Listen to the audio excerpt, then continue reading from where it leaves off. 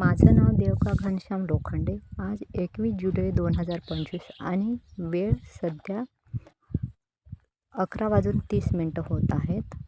मला माझ्या वडिलांनी दिलेल्या शेतात आले, पण माझं नाव कमी करून माझ्या वडिलांचं नाव आहे. गट क्रमांक त्याचा 268/1 मधील शेतात, मौजा भांबोरा, तालुका घाटंजी, जिल्हा यवतमाळ.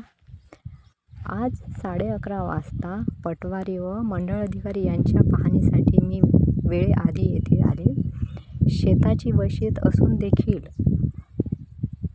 फसवणूक करून माझं नाव फेरफारमधून काढलं गेलं. तसेच शेतात जाणारा रस्ताही बंद केला गेला आहे.